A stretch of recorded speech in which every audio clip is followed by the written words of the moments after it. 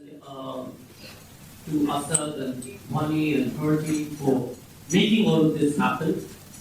People like Dr. Suri and I sort of just show up, we talk our hair around and imagine that everything will fall into place, but it does because of the amazing teams that put it together.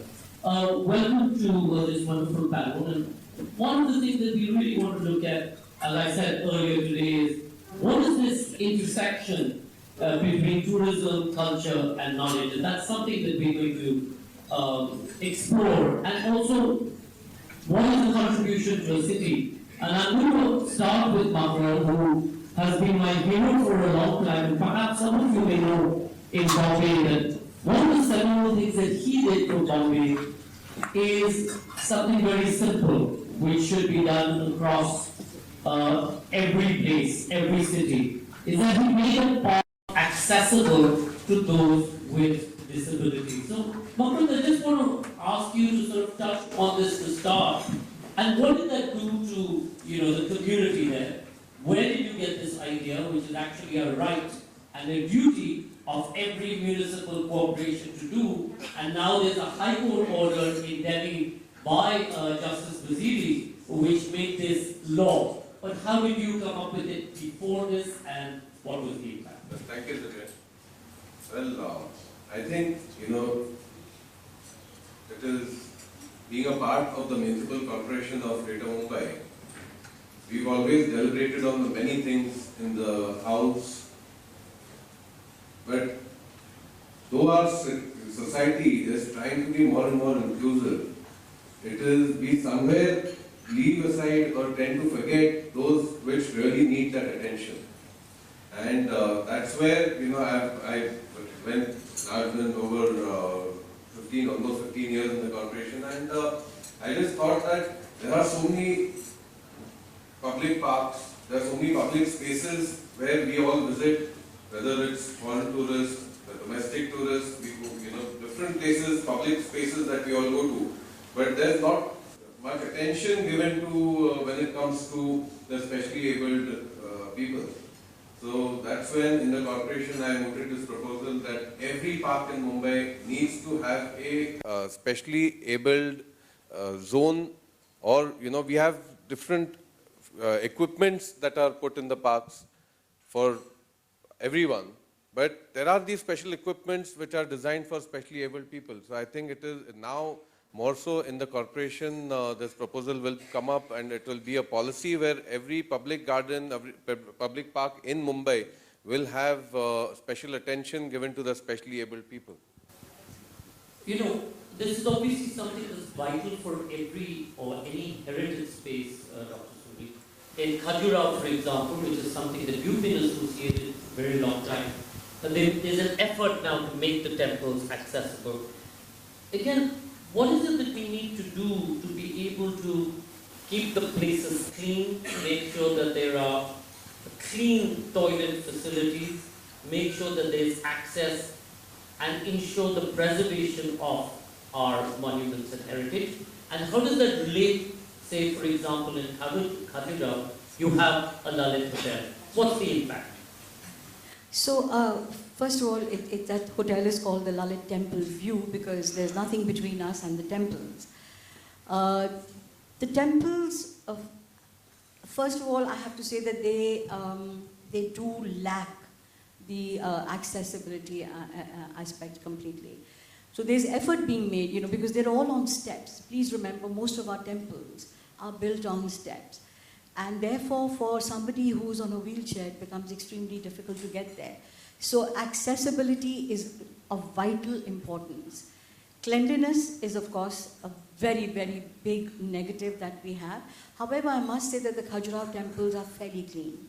They've been kept well. The toilet facilities need a lot of work to be done with. Now, how does it impact us? Is that because when people come, like I said, when a tourist goes somewhere, he or she is not looking for a mall. So here's somebody who has to go to the temples because that's what Khajuraho is famous for. Now, if the temples are well equipped with the accessibility aspect as well as the toilet facilities and some element of local refreshment, What we need to offer in most of these places, and we lack that, is local refreshment. If that is available, it makes a world of a difference and people want to come again and again there. Khajuraho is neglected. It's a World Heritage Site, but it's very, very badly neglected. No connectivity. So with great difficulty, there's a new airport where they probably spent about 100 crores and not a single flight. So a flight comes in, there used to be earlier on a via flight twice a week. Then that also got vanished, and now finally you do have a flight coming in, but it's not sufficient.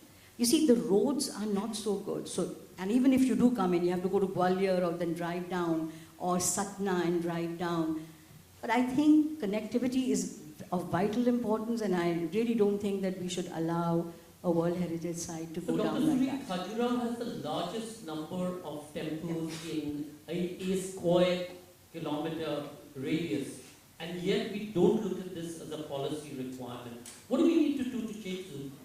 It's not that tourists don't want to go. Earlier it used to be in the Khajuraho, Varanasi loop, in the sector. What is the issue today? Because that sector, now not everybody first of all wants to go to all the three places. So you need to have a direct flight, that's number one. Number two, facilities have to be created. And the state, I would actually imagine that more than the center, though it's a World Heritage Site, so it does come under the purview. I think the state needs to wake up and do something about it, and they are. I have to give them that, that they are making an effort right now. State has to wake up, so we'll hold on to that. State has to wake up, yes. And I'll come to Makarand. Lakshmi, you know, the Khajuraho is also known for its dance festival that used to be an iconic reason for tourists to come. You've been to a number of festivals across the world and of course in India. What does it contribute to that particular location where the festival is been done? I think festivals have a way of luring tourists, but most of the time I've noticed that in India at least, the festivals have become very, very local. Most of the local crowd is the one that comes, and when we go for an international festival, like Dr. Suri said, there's so much of infrastructure, there's so much of facilities, there's so much of basic needs like toilets, safety, whereas most of the Indian festivals, they start off very well, especially the government ones, and then they just kind of, you know, I just see a lot of, you know, Lay's chips thrown around, packets. There is a lot of, chaat shops. So while festivals are sacred and they have a phenomenal potential, I think it is important to be packaged and marketed in a certain way that people feel the need. Like Mahabalipuram has festivals. I've been to a few in Chidambaram, for instance. Again, they have a few international crowd, but mostly it is from the neighboring states or the neighboring cities or people who are interested. And within the first few days, it just kind of meanders into just another event kind of a thing. So I would personally feel that festivals, though, which has a lot of, there's a lot of lure and there's a lot of way to package and bring people in a certain manner and with facilities thrown in. You know, this winter I've gone up to Uti and Kurur, and it was amazing that the minute you cross Metapalium on the way up to Nilgiri, every car is stopped and they check whether you have a PET bottle. And if you have it, it's confiscated. You have to leave it there.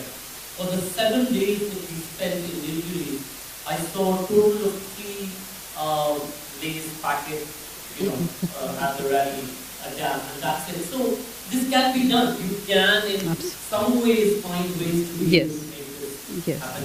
First, you've been doing at a very local level. You've been running these blogs, and you've been introducing people in many ways to the city, but from a different point of view. Lots of the cars that are whizzing past, but really from a very intrinsic. How does that help people learn about this? Yeah, so I think it's interesting. So the field that I primarily work with was the information sector, right? So we had, of course, we've always said that for years that India is full of potential. And, we often talk about the fact that there are 6 million people coming in, comes down to 4 million. And the people who actually really come down and do those real experiences are lesser than a million people, right? So you're cutting down an entire wealth of people who could possibly come in. And what do people come to generally see? Right? And these insights come from the West, and there is a north of India, is completely different, and we come to South India, is completely different. So what do I see here? I see and the potential of cities like Bombay, like Delhi, is the idea of people coming to experience, or see, and engage with people. And I think that is the central focus of what intangible heritage is. Because through our work, what we want to do is we want to not just archive history that is there and tangible that can be seen, like through historical places that we have in cities, but also archive oral history, right? Of sexual functions of real community, right? The idea of having conversations that speak about how you take a marginalized community, what's their relationship with the city, right? So from their using places to understanding, how their relationship is, how do they suffer the casting class through the idea of fashion, right? Or a conversation on the Koli community that is being marginalized and this can be a debate that we can maybe have another time, but the fact that you have infrastructure projects that are taken without really considering the community on a whole side. These are conversations that become very important because people not only, and these are policies that are coming in, thinking about the country in completely different way. And when we kind of ambassador the good and the bad as in the holistic perspective, and I think that is what people want, right? Luxury is simply, when you shut your eyes these days, I don't think luxury travel anymore is, sitting on a yacht and having a cheese platter, right? I think luxury has evolved to become a one-to-one engagement like this, right? Where you're getting to understand people, you're getting to know their stories, and things that otherwise you never get access to. And I think that's, if we can just do that with one guest, I think that potential of 430,000 people who are actually doing this tours can increase to 1.5 million, of course, for the right kind of promotion that's needed for it. So that's my view on this. Makarand, Bombay streets are reputed to be covered paved with gold. Certainly the municipal corporation has a lot of gold as part of their thing. I remember I used to sit long hair, so I used to sit on the Arts Council of England's advisory committee for diversity, and when the London riots happened, one of the things we asked them to do is do a mapping as to where the riots happened to where the City of London, the Greater London Authority, had shut down cultural and community centres. When the report came in 3 months later, it was a perfect match, and this is not rocket science. Today we have NMAC that's come up, I think 20 years or 30 years after the last big building for culture. What is the responsibility of and I'm putting you on the spot, and apologies because you're seen to be the visionary in this grouping. What is the responsibility that you all feel is needed to ensure that every community, every basti, every slum has a place where, like the hip-hop kids from Arabi, can celebrate their talent and get out of the situation where they're at it and really achieve reach for the stars. There's no goal, but GMT certainly is the largest, the richest corporation in India and the third richest in the world. But having said that, It has a larger contribution to the municipal corporation than many. Then about, I think 95 countries have a smaller GDP than Mumbai. So that's the comparison. and most of the states in India have a smaller budget than the budget that GMT has. So, but having said that, I think the mindset is changing. I've noticed it over the years that in the corporation also, or in the state government, the mindset is towards, making this city more accessible, making this, and I won't limit it to the city, I would say even the state. Because today if you see, Dr. Suri was talking about the domestic travelers that we have. Even in Mumbai, the floating population that we have is enormous. So you have the residential population, which is quite large, but the floating population that comes to Mumbai for various government or other work is so large that till now we were just dependent on what has been given to us probably by the Britishers or by the forefathers of the city. But lately, for talking about BMC is engaging with private entities, with private corporates, with your urban planners, to ensure that the city becomes more inclusive. Now, for example, what we spoke about, the parks, and today you'll be surprised that in the last budget, we've sanctioned 1,700 crores just for the upgradation and beautification of the city. So, and that's a lot of money. And so I see a lot of potential. I see a lot of change in mindset. I see a lot of private individuals, corporates, companies coming forward, holding hand, whether it is in the education sector, whether it's the tourism sector of the city, whether it's in the medical sector of the city, whether it's I'll just give you an example. Now, a place like South Mumbai is supposed to be the place where all the gold money of the city is. But having said that, there's a large population in South Mumbai which lives in the slums. But I was surprised, there was a NGO which came forward just last month and held a program for the slums where they wanted to bring out the talent from the slum. They had a group of seed investors who were looking for ideas to be generated from these slums. And you'll be surprised that we have now a group of, we've identified 10 such children from the slums who have the potential of making it big. These seed investors have really liked their ideas. They are going to, they are training them, they are grooming them, and for all you know, then we are, But does the municipal council have a plan? Do they have funds allocated for this kind of activity? So yes, there is the soft skills. There's the your hardware, software, I would call it. And as talking about the hardware, as I said, yes, there is a lot of interaction now with the private individuals. There's a lot of money that is being spent by the corporation, by the state government to enhance this. And as far as the software goes as well, I think, you have, just like you have your Niti Aayog in the center, now in the state it's also a think tank is created.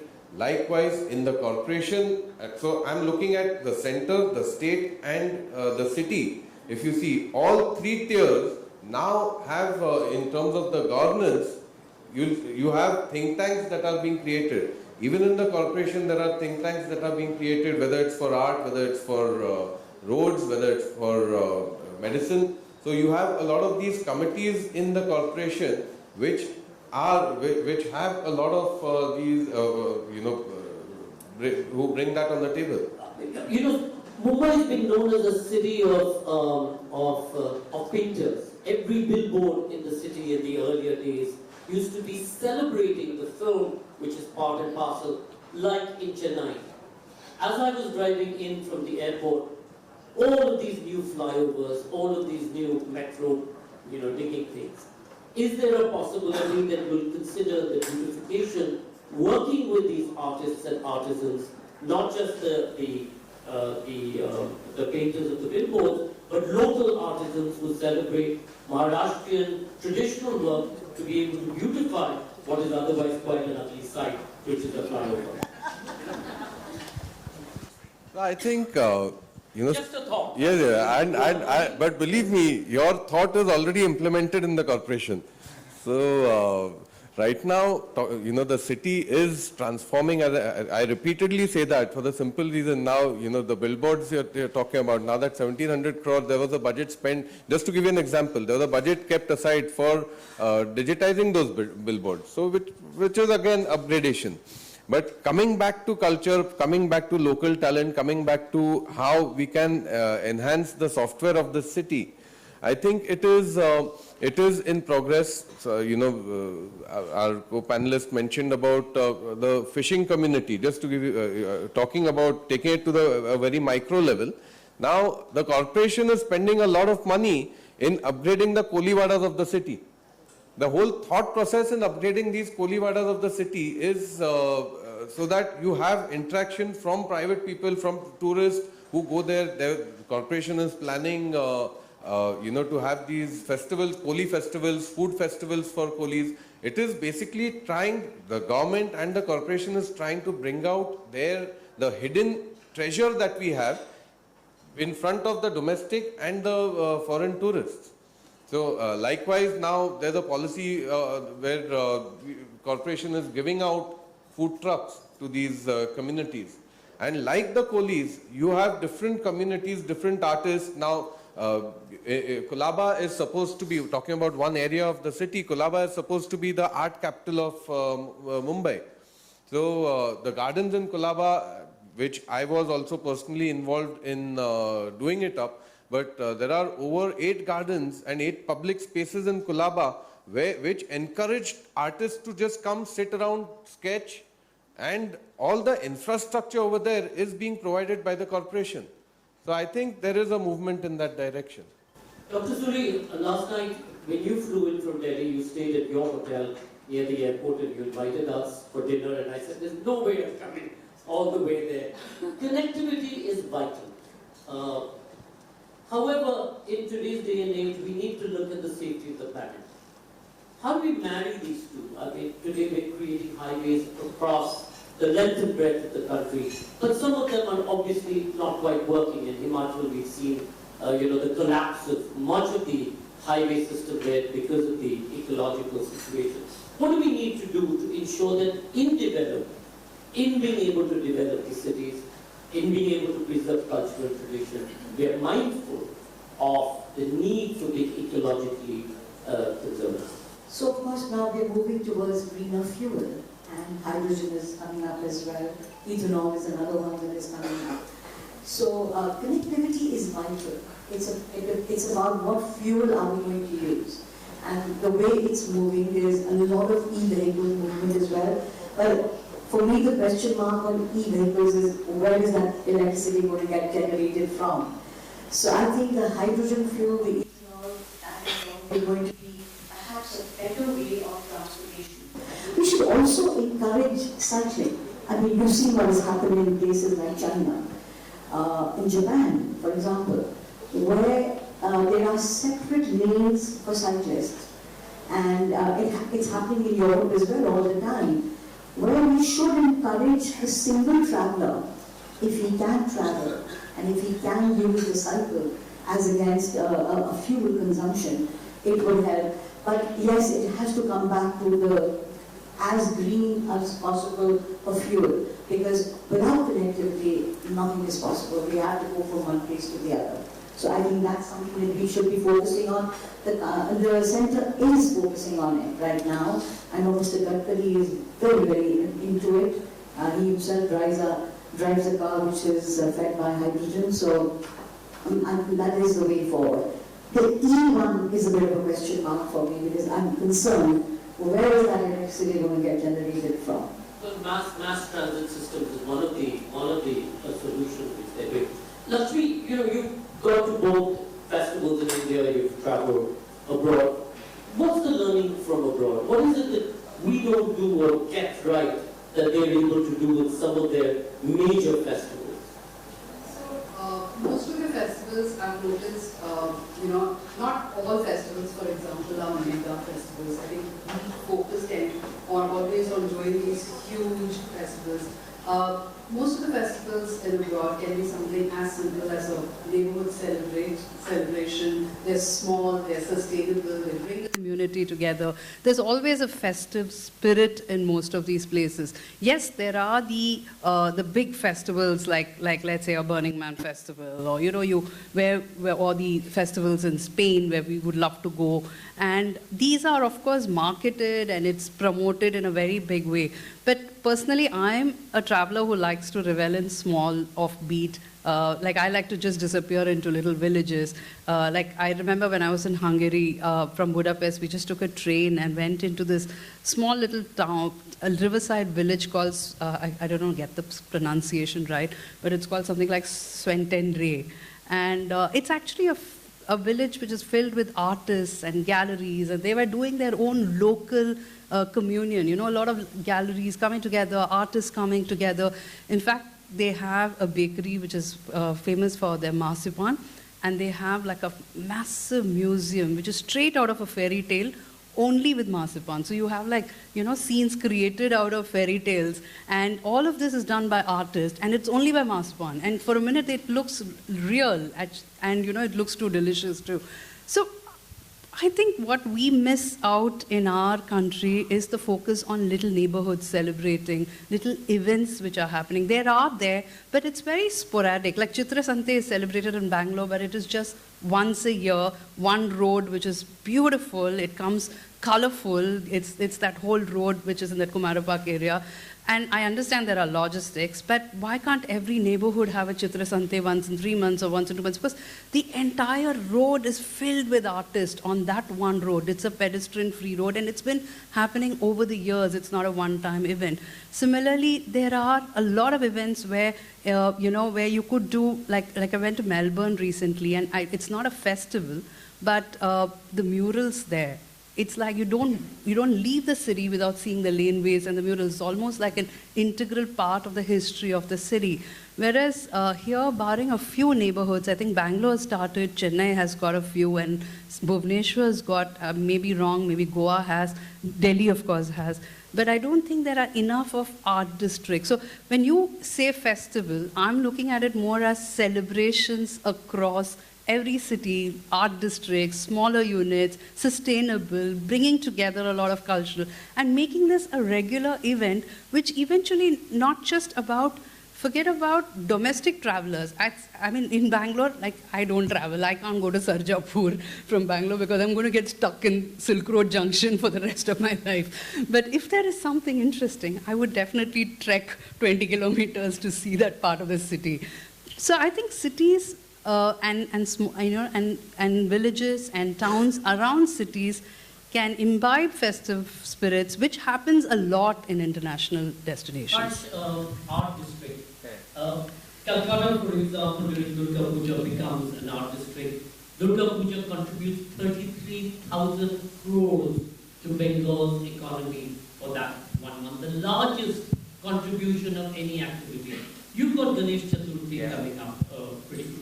And I don't know whether there's been a study on the contribution of Ganesh Chaturthi to Bombay's or Maharashtra's economy.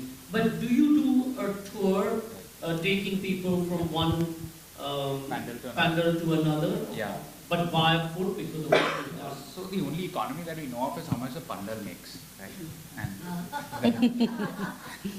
but I think festivals are a fantastic way, right? And I think the problem is that the only festivals we know of in India is what is showcased. Like you have the Holi, which you have shots from Varanasi or Mathura, and you have shots of maybe Diwali, which is celebrated in Rajasthan. And I think these are the only two festivals that people know. Of course, now festivals such as Nagaland, that happens, festive spirits are being known for.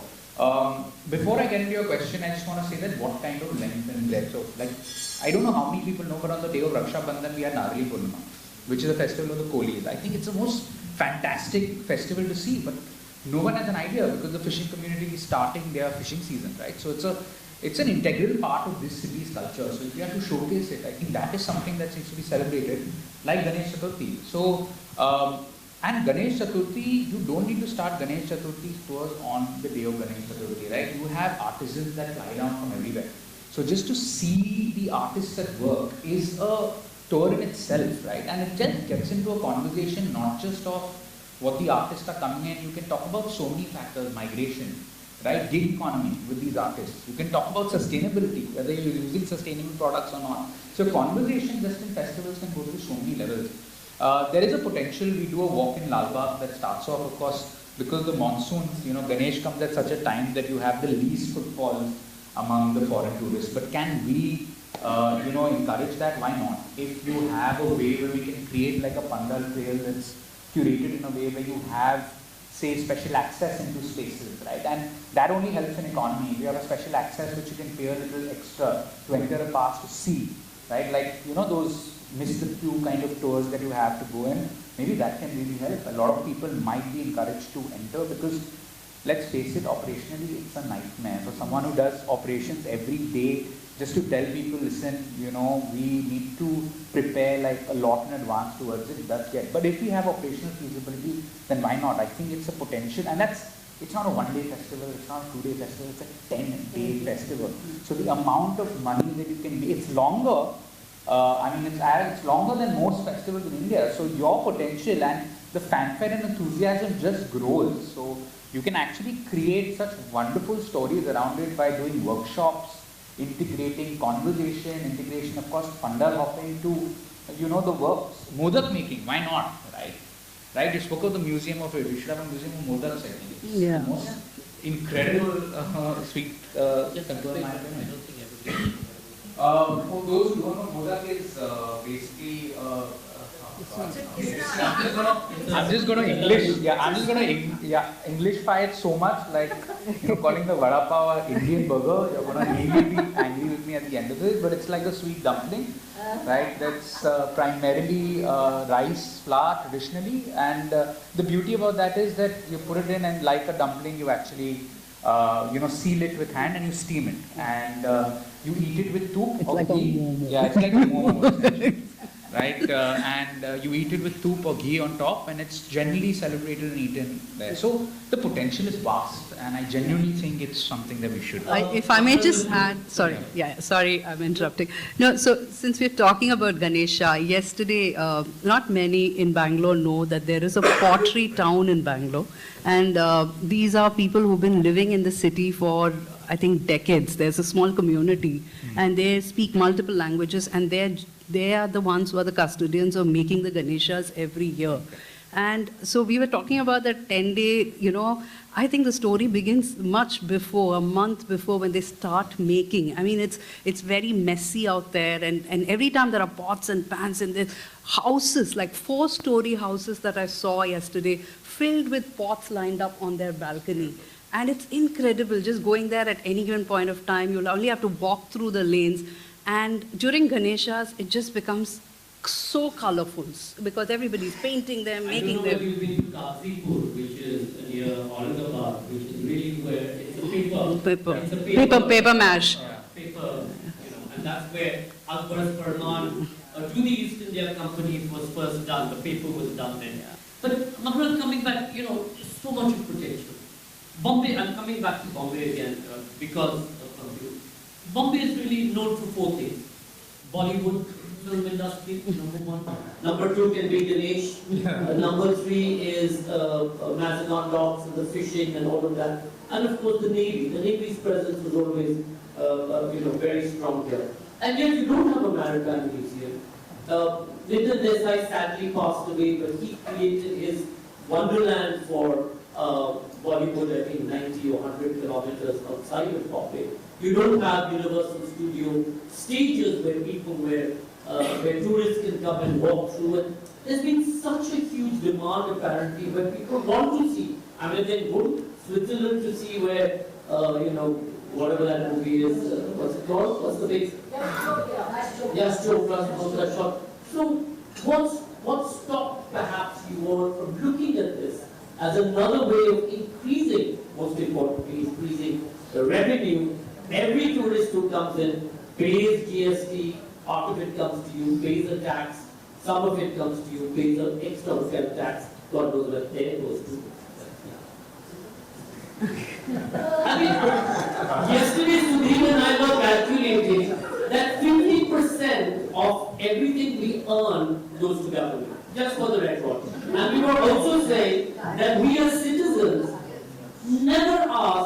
accountability of where this money is spent. And so who's responsible now? The government. The government.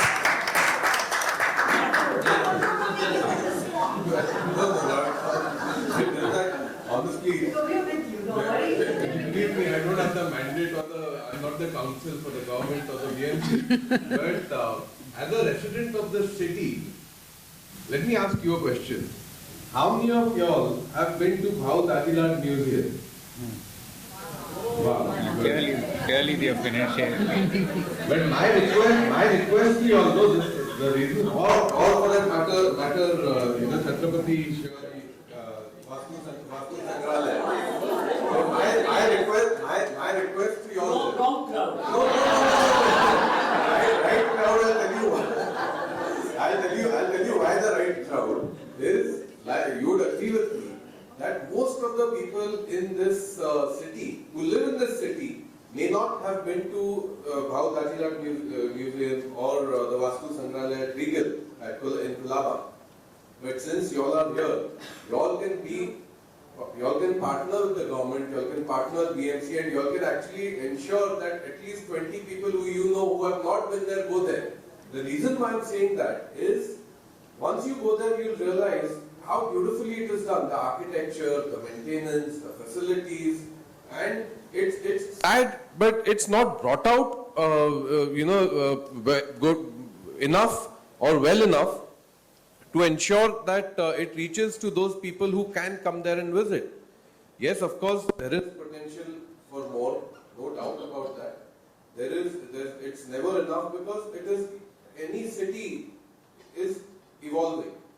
And which is why I think Mumbai as a city also can do better with the funds that are at its disposal. It can do better, a lot can be done.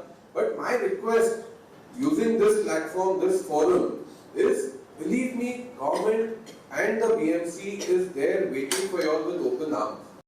It doesn't expect money from you. It doesn't expect property from you. It doesn't expect venues from you. It is craving for the intellect, it is craving for your ideas. All of us are well traveled. And that treasure of, experience that we bring can benefit the city. And all we need to do as, residents is go there, tell the BMC, this is what we want, you spend the money on it. Believe you me, the corporation or the state government will be there to handhold to ensure that is executed.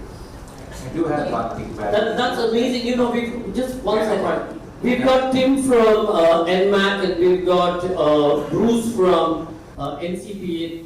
Two ends of this room, but in between there can be hundreds of spaces which can be community specific in each district, in each place, which can be developed. Just to give you an example, now BMC is in dialogue with NCPA.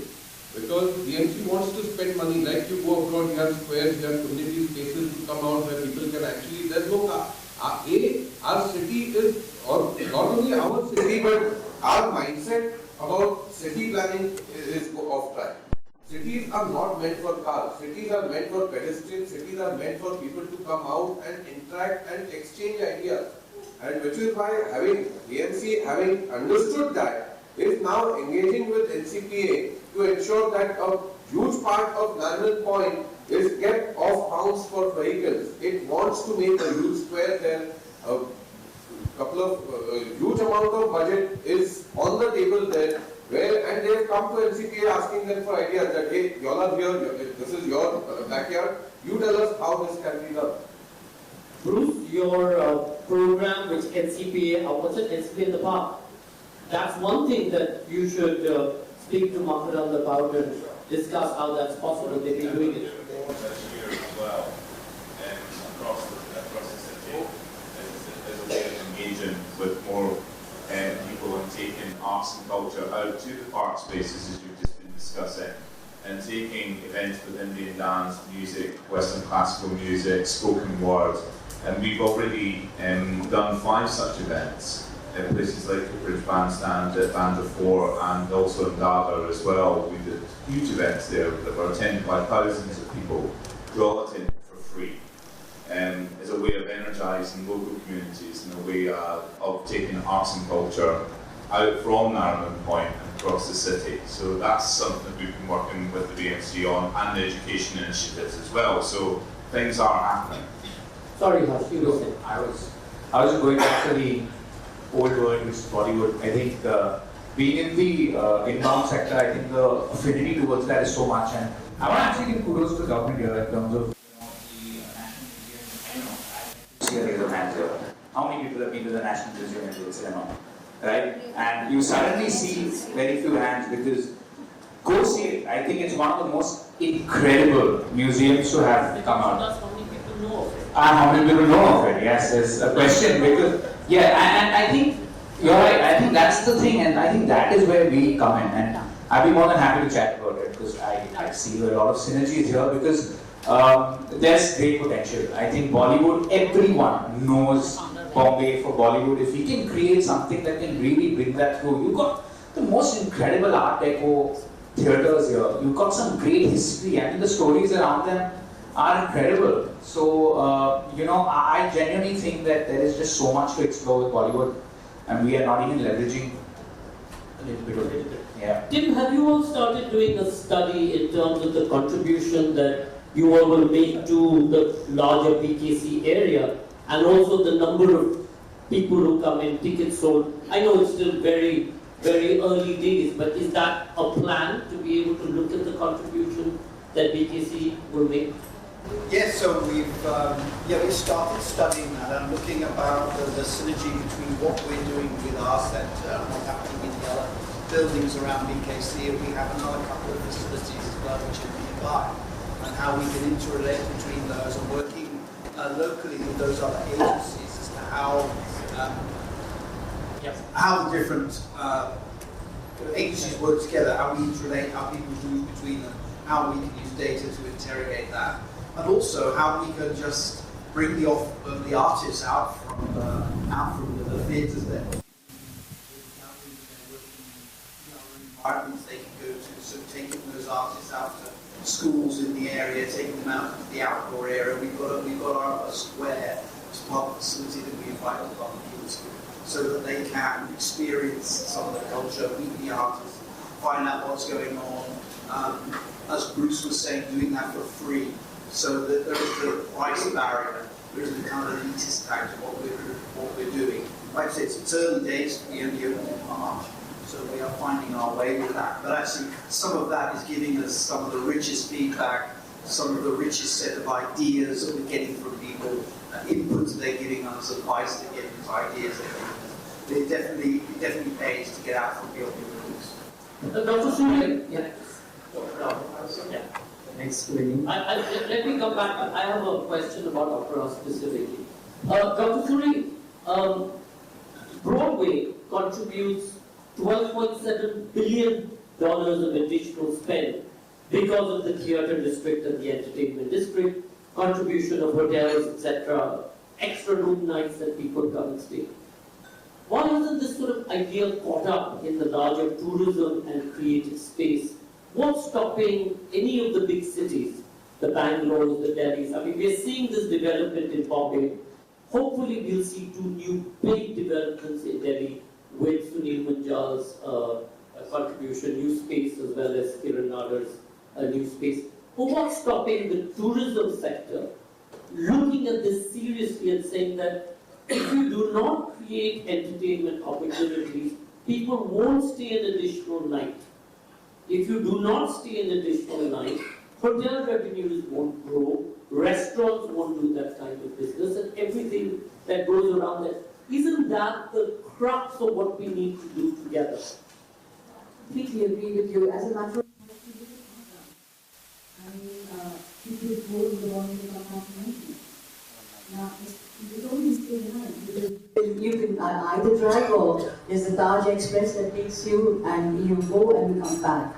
Now, we have been trying pause to the various states as well, that destinations which are already thronging and are on the must-visit list of not only international but Indians as well, if we are able to create something which is beyond that particular visit to the Taj Mahal, Is there anything else that we can create so that the tourist doesn't do a morning evening and instead stays the night? I think this is so important for us. Similarly, in a place like, for example, Khajuraho as well, we have a lot of local people who come to visit the temples. So they come and they go, they don't stay. So I think the Ministry of Tourism has been harangued by us over the last so many years, where we've had several ministers who want to create new destinations. And I've always said to them, we don't need new destinations. Can we do something to the destinations which are already existing and make them one night minimum, if possible 2 nights? So it has been there on the agenda, but a private player can't do this on their own. I mean, to have a Broadway, you can't do it on your own. And I think Mumbai is one place, if I may just add on, that we have not leveraged Bollywood enough. We should be able to do that and create... Especially the hotels near the airport, that should be the stepping off point for that. Absolutely, and if there is something that can be created there, I can assure you, a lot of the actors who are on the silver screen would love to do live shows as well. Because actually the creative justice that an actor does to himself is on stage. And most of it, initially, you began from live stage. So if we were able to create, I think Bollywood is here, Mumbai is there, you've got the largest budget, please go for it. Makarand, in fact, one of the things we were saying is that, Bollywood should also look at intangible heritage label. Because it is the biggest driver today, not just in India, but you say Bollywood anywhere in the world, it's celebrated. Yeah. So, I'll just take that a little further. Fortunately, because the existing norms allow a company to spend its CSR budget in creating a blueprint, creating a master plan for the idea that you have. Believe you me, if the hotel industry comes together, prepares a master plan saying that, this is our plan. See, today, I hope, with all due respect, if we are expecting the Babus to prepare a master plan for a Broadway, it's not going to happen, let's face it.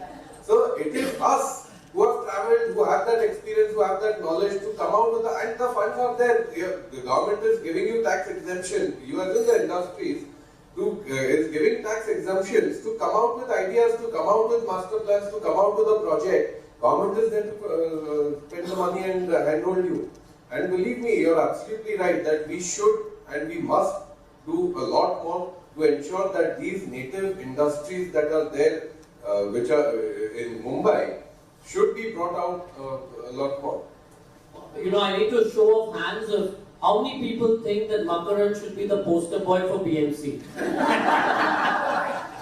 Asad, when I was driving from the airport yesterday, coming to your place, I saw, there's new signs saying Opera House, just as you get off from Walkeshwar. I remember 7 or 8 years ago when we used to host the JLF curtain raiser at Opera House. I was telling my taxi driver, Opera House, le jao. So he said, Opera House, bus station. So I said, nahi, Opera House, le jao. Any bus station hai. Yesterday, my driver, I said, Aapko Opera House pata hai? He said, huh? So what is it that you've done? How is Opera House now, after its refurbishment and being reopened, what has it done to that community where you are now based? Thanks, Sanjoy. Just before I get into the Opera House, we should talk about the Mumbai International Festival that's going to happen in January. I think Makarand can talk there to it. But coming back to Opera House, I have Ashish Doshi, the audio director. I'm going to bounce the mic back to him at some point. But I presented a paper at the University of Indiana just now on cultural economics and on what Opera House has done. See, when Opera House started, it was close to 25 years. So the neighborhood was the neighborhood. People didn't know, as if you told a cab driver, take me the Opera House or either jana hai. But as you see now, you see the neighborhood is gentrified, the buildings have been painted, they've been restored. There are restaurants that have come up, primarily vegetarian because the neighborhood demands that. But there are restaurants, there are bars, there's so much revenue being generated because you have a little cigarette wala in the corner, you have a mochi, you have the cab drivers, the dhobi who's ironing the clothes for the cast of the opera house. There's a whole ecosystem which is generating revenue, besides obviously supporting the creative and the cultural economics of supporting the artists. So it's really gentrified the neighborhood, I feel, in a way, and it's added a little bit of buzz. And it's also so centrally located. It's not, Nariman Point, and it's not Bandra. It's in the middle. And that's what people were looking for because, people don't want to travel. And it's also the size of the venue. So it's created that, it's created a lot of buzz, and people like coming there because even I thought the honeymoon phase would be over, open for 8 years, minus 2 years of lockdown. But Ashish, do you want to add to that? You probably have more statistics. No, I think you covered most of it. Just wanted to add to one point to what Makarand said is that, and to everybody's knowledge, this is the only venue or only private venue which is not a foundation or not a trust. This is not renovated or, the money spent is not CSR money, the money spent is private money. We've approached the government several times in writing, and now I will hold you to this sometimes. At least if nothing else, and it's an irony because, and maybe you are also not aware of it, but it's an irony that when the opera was shut, we were paying 1/3 the property tax that we are paying today. And I think Delhi is one place and where if at all money is spent to renovate a heritage building, property tax is fully exempt. Hyderabad gives a 50% exemption. Bombay gives nothing. In fact, it made it 3 times. It's close to 50 lakh rupees that we pay every year. It's huge for something that was done primarily for the city, right? Everybody will agree that it never makes commercial sense. If the building fell down, there was no heritage structure to it. I mean, what would be golden. But that was not the intent. The intent was to give back to the city the old heritage structure, which is what we've done, and I think we are very proud of it. Ashish, just to correct, in Delhi, the tax thing for redoing any heritage building, if you're living in it, it may not be official. There's certainly an unofficial amount that has to be paid. We have a friend who's just living and just bought a new place, didn't realize that it came under the ASI 500-meter jurisdiction, and to repair their bathroom they had to pay the unofficial tax. Let's open it up for questions. So it's not only been very informative but extremely entertaining to listen to all of you. I have a question as an advocate for everything that we do for children in the city. And as my dear friend here has always been at the forefront of helping us bring that out. Is there any way, and this is to all of you, and yes, of course, to my husband as well, Makarand, but I think this is the only forum I can probably do this. I'll not just be putting him on the spot. Ladies and gentlemen. Yes, on our anniversary actually, there's a reason why I'm here today. Also, of course, always there for us and the entire wonderful team at Avid, but so maybe this is a present he can give to his wife and to the rest of the community today, but also to all of you stakeholders here today.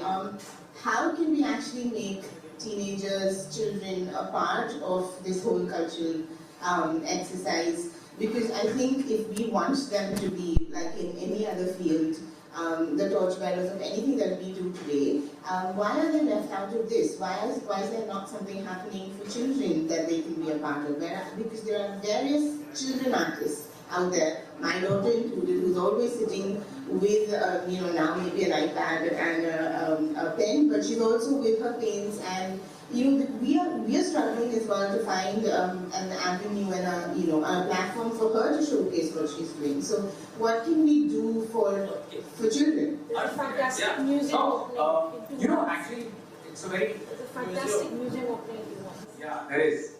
So there's a museum that's opening in case that keep them quite busy. But Having said that, though, I think post-COVID, we realized that children were getting, stir craziness along with the parents, and one of the things that came out was that how can we inculcate in the education system the idea of going out and seeing, because backyard tourism suddenly was becoming very important. So we started doing stuff with respect to Zoom and stuff like that, but that was just adding to it. But as soon as it opened up, I think a lot of people did have an impetus to put it through into their curriculum, but we saw a wave in that this once everyday stuff started. So I think, in my opinion, I think there's a huge opportunity, right? Going out to schools, making it an important part of curriculum, right? Because unfortunately, we are looking at education that gives too much importance to marks. But if you can use it in such a way that this becomes a marking matrix, you suddenly have a conversation where people are actually engaging with the city a lot more, at least in terms of the heritage part.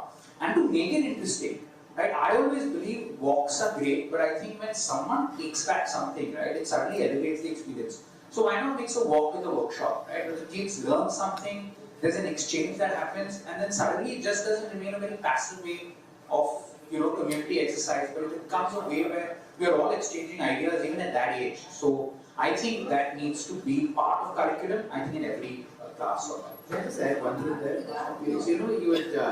My daughter was learning about the BSD system and the Chalo app, and then we attended this wonderful walk/bus tour, open air BSD bus that he was part of, and they took us to the BSD museum, which is, unfortunately, it is what it is. But those were such a fantastic learning opportunity for them to take what they're learning, exactly what you're saying in school, and taking it to the practical reality. Well, one of the things that we need to do in the arts community is that when we look at children and we look at what we do, we have to make sure that that's our focus. So at the Jaipur Literature Festival, when we first started it, our whole thing was that, do we need another platform for people like us? No, because we can go to London, wherever.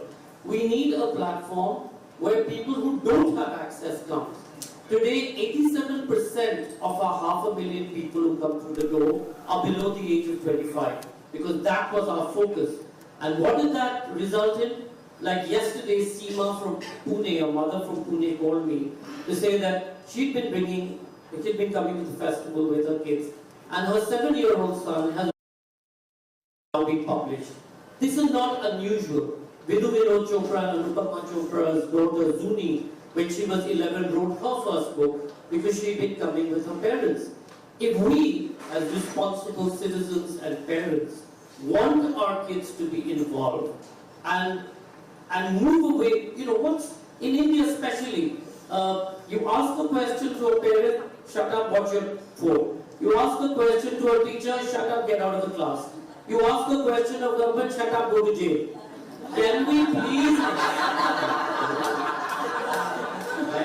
behave? But can we please encourage our young people to ask the questions? And you can only ask the questions if we engage and take time out to be able to deal with them. That's the most important thing. The rest will fall into place, right? It's not a... Can I just add? Yeah. What are the other clusters of questions so that we have? Yeah, just quickly. So when I used to start blogging way back in 2005, somebody from UK wrote to me saying that I'm writing an English textbook for kids, and it's an English textbook for Indian kids. And he said, nobody knows what a blog is. So can I just take a chapter from your book and just put in a few questions and make it like a little school, like a classroom session? I said, yeah, fine. I didn't think about it. Someone wrote to me from OUP. And then they did this, and then I forgot about it. And the irony was, many years later, I was flooded with kids writing to me on various social media channels saying that I have read about you, I want to become a travel writer, I want to experience these destinations, my history classes are boring, I want to go like you and see the places and then experience them. And I'm like, where is this coming from? I was surprised. And then they told me, we've been reading about you in our class books, in our textbook. So I tried getting a hold of it and I couldn't. And then I was in Mount Abu for a Rajasthan tourism festival. And I was with a guide and we were just walking around. And he said, your name is very familiar. So I said, I'm a writer, and blah, blah, blah. So he said, no, but you have written about these chapters in a book, and I'm an English teacher and I've taught you. And that was when I realized that the power of influence. The power of the word. Power of the word. Let's take quick questions. So Sudhir, gentleman in the back, if we can do, keep them short. Yeah, Julie, go ahead. Here, yes. It is not a question, but I would like to make a very quick comment. Since we talk about cultural heritage and tourism, etc. I think most of India's cities and heritage sites also. I mean, I think one of the issues is also sanitary issues, solid waste management. And of course, it goes then again to municipality, and then also mobility. I'm not sure whether there is any one single city which has made a proper mobility, because mobility plan need to be updated regularly. If not, then you have a huge traffic jam, because city was designed and created probably 100 years ago, even 50 years ago, but there was not many cars, you know. So I think that these things, of course, it goes beyond this platform, but of course to be brought up. Yes, exactly. And then the second thing is that Dr. Suri rightly pointed out about Agra's case, which showcased very well the issues everywhere, because this big monument-driven tourism paradigm, of course, need to be changed. Because, for example, Agra needs to be known as a city of garden, I mean, during the Mughal period. Agra has so many other heritage, I mean, mausoleums, but they are just crumbling, and of course, tourism would not go. So I think the community-driven tourism and then lesser-known monument, I mean, this needs to be, of course, the partnership with the civil society and the groups like yours and the Sanjoy and the government together. I think it is really high time that India should look into other paradigm for tourism. And the third thing I wanted, there was a third point which I forgot. We'll come back to you. Let's ask the question. So, everybody very quickly, this gentleman, yeah. And then if you pass it on to the gentleman with the glasses at the back behind you. Yeah. Because this is a FICCI panel, I just want to take an economic view of the industry. You know, just 25 years ago, the entire exports of software were less than $200 million. It's now $250 billion. 6 million people cohesively. That's because you didn't have a ministry. No. Well, let's add, if we're doing less than $20 billion from arts, crafts, and culture, we actually have an HSN code. And I don't know how many practitioners here know their own HSN code. Do you ask for data from the government that, okay, I have contributed so much, can I get back something? We grew this industry by having special economic zones. I would suggest that FICCI actually take up special cultural zones. It could be one house at a time, it's a heritage house. But you should stamp an SCZ, theoretically. How big is that? So they not just one. You need to have, you know, let's have a target, 5,000 for the country. Special cultural zones. And then we should see the HSN contribution from that place.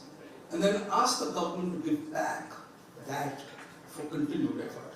And I believe seriously that everybody here who's in the industry, who's working towards protection or promotion of arts, culture, and heritage, can make this into a $250 billion export. So that would become a significant part of our GDP, not just 10%. Brilliant. Can you just pass the mic? Yeah. First of all, congratulations for organizing an event like this. Happy to see Makarand there. On his anniversary. Yeah. Happy anniversary, both of you. We were together as a municipal councillor from 12 to 17. And since this entire area is basically about culture, I just have a small comment as well as a question. You know, we talk about culture, we talk about art, but BMC had sent me to Prince of Wales or Chhatrapati Maharaj Museum, and I still realized, that time that students from private schools would come to the museum, but the students from the marginalized section somehow could not manage. I teach history. I had the Department of History at St. Xavier's College at the moment. That is the time when I had proposed a museum on wheels. So if you cannot go to museum, let museum come to you. And it was funded by Citibank at that point of a time. The question is to Makarand. Makarand, I was interacting with our protocol officer. We have 12 sister cities, with whom we have signed MOUs. Shanghai, Busan, for that matter. And out of 12, 6 are now defunct. There are 6 which are still in operation. New York, for that matter. I just have a small question for you. Why don't you think of having a very stronger cultural collaboration or collaboration on the lines of heritage, for that matter? And I'm sure you do know this.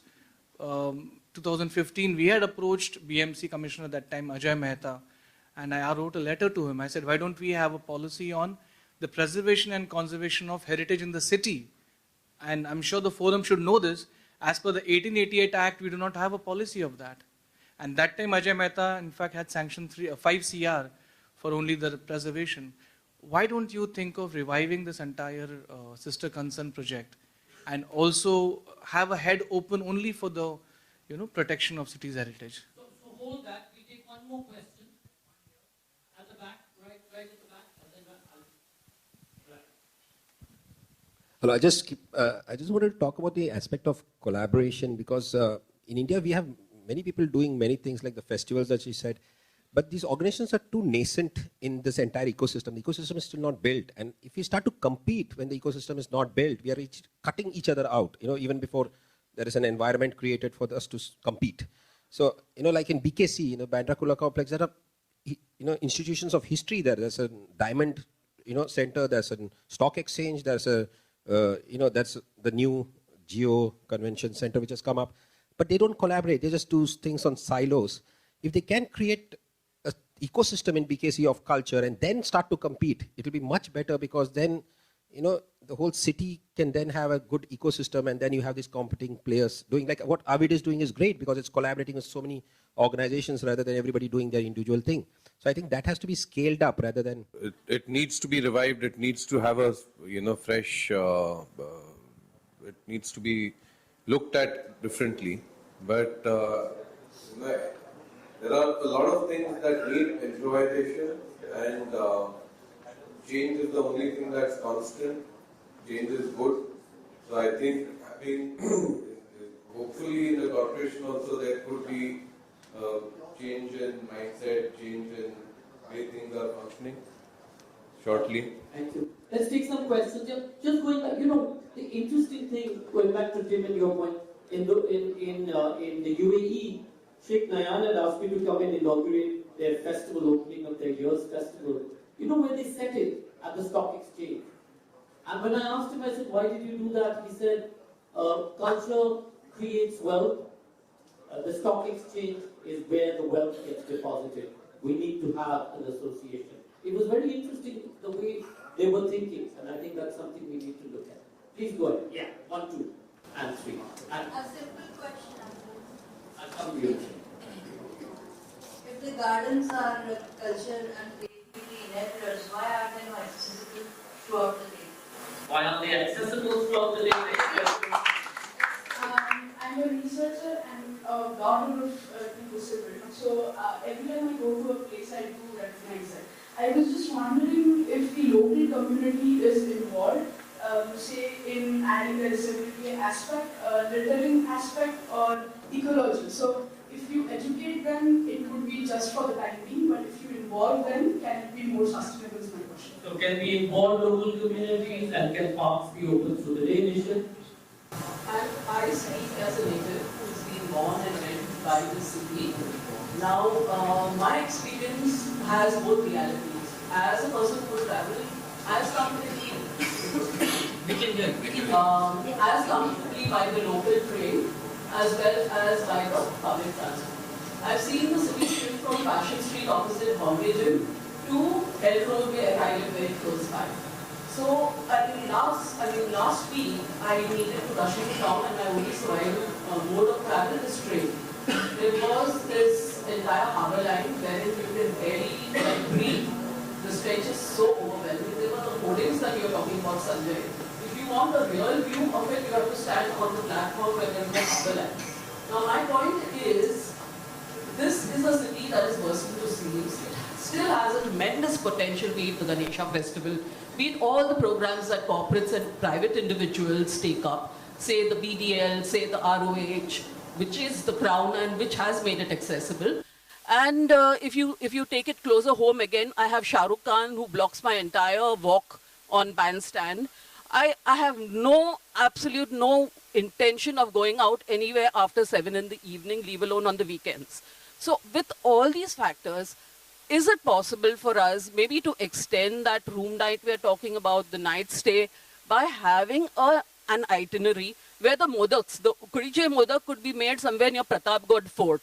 It could be a trail wherein, you don't have to again congest the city, which is already, like you can't even see Haji Ali if you're going on that place. There's so much of this so-called development we are talking about.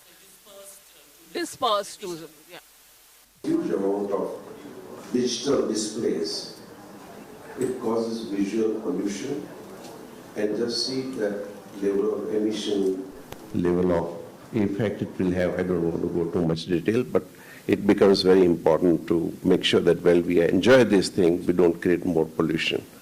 Number two, there are no brochures available at the airport or railway stations as where to go, including every college. And third suggestion is that in every college, you create walking tours for students who can take tourists on a walking tour and take them, that will create employment, and that will also enlighten students to, what to do with those places. We should say about the or the museum and everything. How many people know about it? First of all, that's the question. Second, even if you know, how many of them have gone? Thank you so much. I have talked too much. One of the things that can definitely be done is that, and we do it in our school and step by step in Delhi, where it's mandatory for those students to go to all the various museums that are there and to visit all the spots which you might not do otherwise. That also is a way of enlightening them, and then going further to what he said, that if you go to universities and colleges and encourage them, they will also generate some income. I completely agree with that, and I think it should be done. Just to address the gardens issue, as per the policy of the corporation, the gardens have to be open from 6 to 9. That is not happening. I think you should take it up with the local ward office of your area. But having said that, just as a closing note, again I would repeat that it's important that the government, the PMC, we look at it a little differently and approach the corporation, approach the government with the plethora of wealth that we all have. So bring ideas on the table. I mean, I'll just take a minute more. I'll give you an example that as my contribution, the way I look at it, in my travel plan for the year, every year ensure that I go to a place, I go for these programs. Like this year I went to Netherlands. There's a university, Erasmus University in Rotterdam, in Netherlands, that as a program for water management. And they are masters at their water management and also city planning. So the reason, and this I do it at my expense, not at the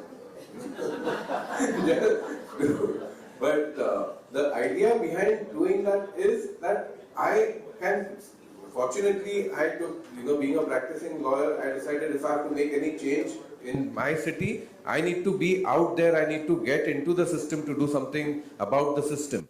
So constant learning, constant evolving of thoughts is my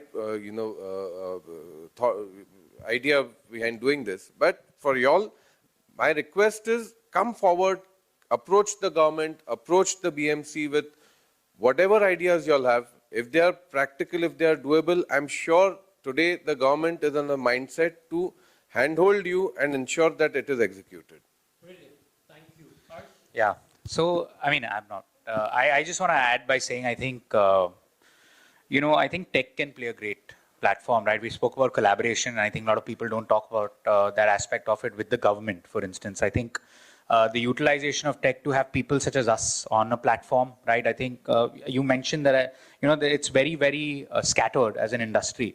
So maybe like the TripAdvisor of the world, if there is the government that can probably bring individuals, right? You have a database of so many artists who are national award-winning artists, right? Tourism companies such as, who are doing, work in the field, right? If they can put up and have a channel for, sales through a government platform, which gives it validity in, most ways than one, also, for the lack of a better word, makes this country sexy, in some way, out there in terms of the whole world to see.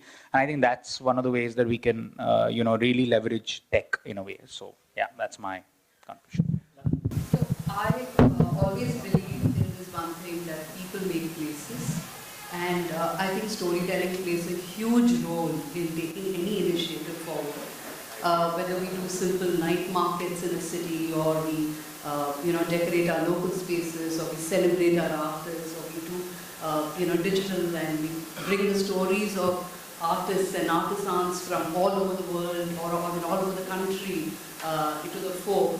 Because artists and artisans, they all work in silos too, and some of these arts and crafts are dying. I've visited some of the villages where certain musical instruments are dying. These are bards who used to go from village to village.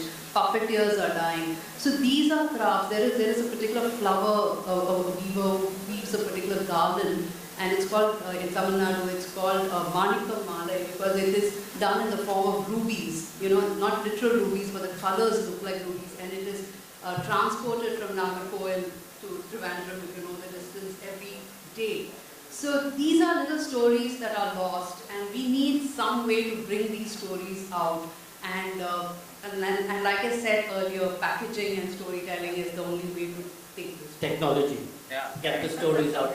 So thank you all. I don't know about you all. I certainly am a convert, thanks to Makarand, the new poster boy of BMC. But Makarand, on behalf of FICCI and AVID, anything that you feel that we can help in terms of the knowledge space, bringing together tourism and culture, happy to work with BMC to be able to make this. If we can, I keep saying, if we can make some good examples, everything else will follow.